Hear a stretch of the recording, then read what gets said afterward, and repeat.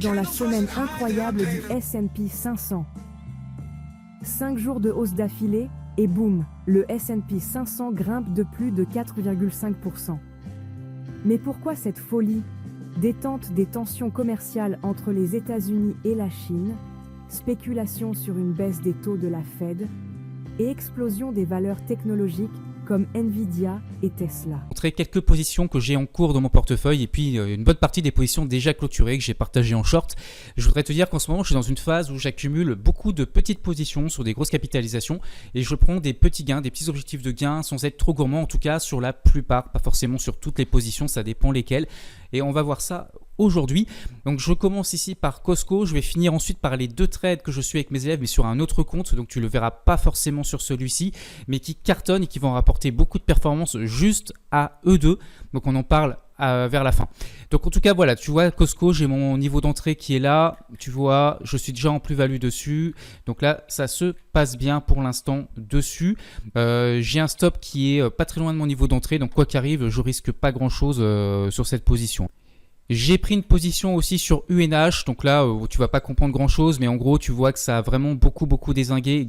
Énorme gap baissier ici, sachant que c'est une très grosse valeur du SP500. La deuxième gap baissier, donc là on enchaîne les gaps baissiers, on est vraiment sur un actif qui est en train de se cracher littéralement. Mais voilà, j'ai décidé de prendre une première ligne parce que pour du long terme ça semble intéressant. Tu vois, j'ai que 310 $, hein. Donc ça veut dire que même si ça chute encore de moins 50%, je pourrais racheter beaucoup plus bas. Et voilà, donc sachant que c'est une valeur qui est censée, dans le domaine des assurances, être plutôt défensive, hein. Donc autant te dire que cette baisse est spectaculaire. J'ai une position aussi sur Johnson & Johnson, voilà, ça c'est une position, je suis assez confiant et je pense que je vais viser à minima les 157 et peut-être même les 160 pour aller chercher la grosse résistance. Donc moi je suis sur un petit compte, hein. Là sur ce compte là j'ai que 9000 €. Tu vois qu'ici Medtronic se passe bien aussi, donc là je vise les 90 $, hein, dessus. D'ailleurs je vais mettre mon ordre de revente directement, hop, allez un petit peu moins, on va pas être gourmand, on va chercher juste 34 $. Donc c'est pour ça que je prends plein de positions, mais c'est des petites lignes à chaque fois et ça me permet sur les positions qui marchent d'encaisser des gains rapides. Les positions qui ne marchent pas, ça me permet d'avoir encore beaucoup de capital pour pouvoir les moyenner à la baisse. Voilà, ensuite j'ai par exemple Procter & Gamble, hein, tu vois ici j'ai acheté une grosse zone de support, c'est en train de bien partir. On va aller voir plus que 2 valeurs avant de te montrer vraiment les 2 gros trades parce que sinon ça va faire une vidéo trop longue, ça va pas forcément t'intéresser. Donc la prochaine c'est Carlysle, petit clin d'œil à toi Patrick, hein. Carlysle c'est un trade où je vais gagner de l'argent, je vais essayer d'aller chercher quand même les 440 $ au moins ici. Donc on va voir si j'arrive à l'atteindre. En tout cas c'est un trade qui se passe très bien, je pense que je vais même mettre un stop physique là sur mon niveau d'entrée pour sécuriser, ça veut dire que je ne peux plus perdre d'argent sur cette position. Carlysle, j'en ai déjà parlé sur le portefeuille du Druide, il y a un petit moment de ça, puisque c'est une valeur, hein, que je trouvais de qualité, de croissance. Par contre, voilà, c'est une valeur aussi qui est très volatile. Enfin, j'ai Apple ici, alors j'en ai d'autres, hein, mais encore une fois, je ne vais pas toutes les montrer. J'ai Apple, je suis à 38 $ là. Là, je suis sur une résistance. J'ai hésité à prendre mes gains en fait, hein, sur Apple. Mais bon, je me suis dit, c'est Apple. Allez, on va être un peu plus gourmand, on va aller chercher plus haut. Tu vois, si je mets un ordre de vente limite, par exemple, sur cette zone, ça me fait 90 $.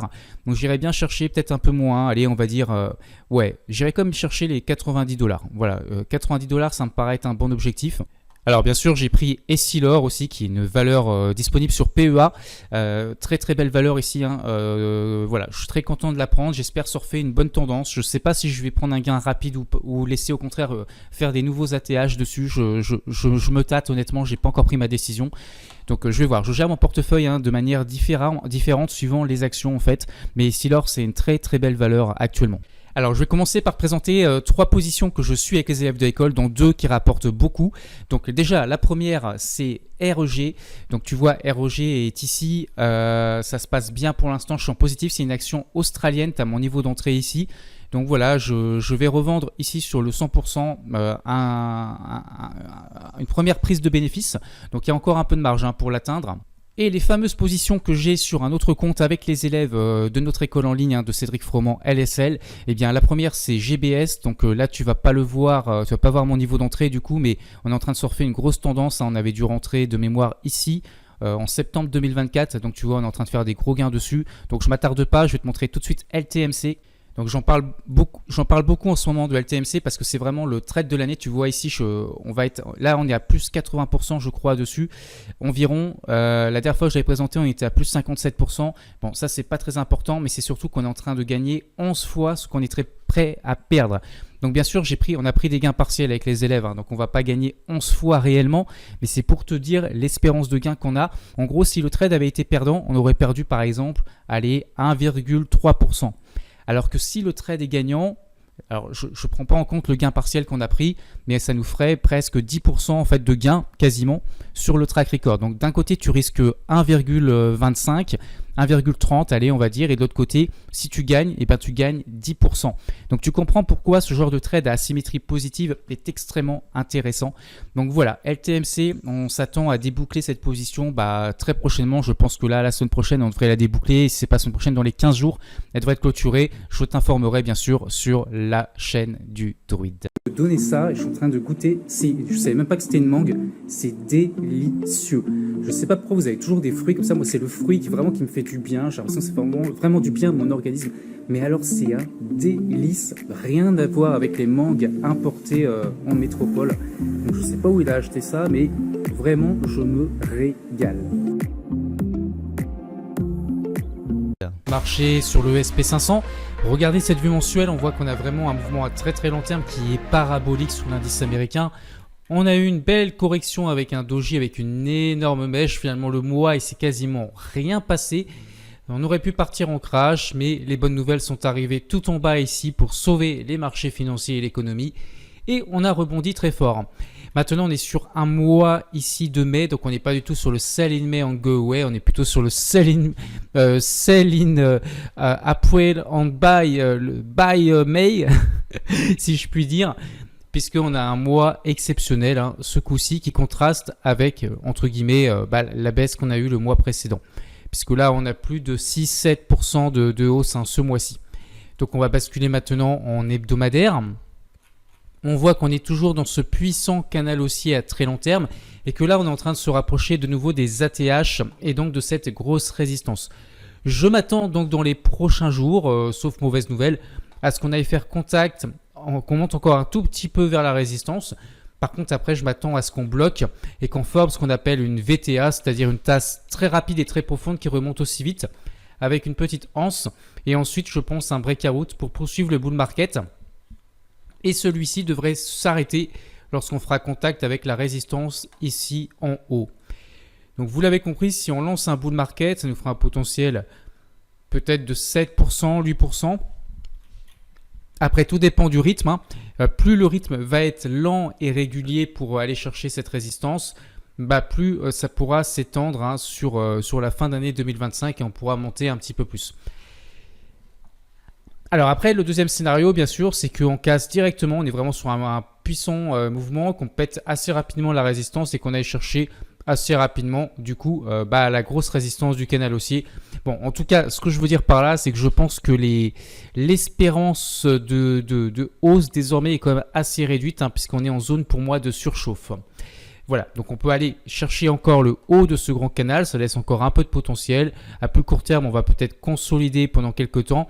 Et en fait, si on arrive à former ici une tasse et une anse et qu'ensuite on lance le bull market, eh bien on pourra aller encore plus haut pour aller rejoindre le haut de la résistance.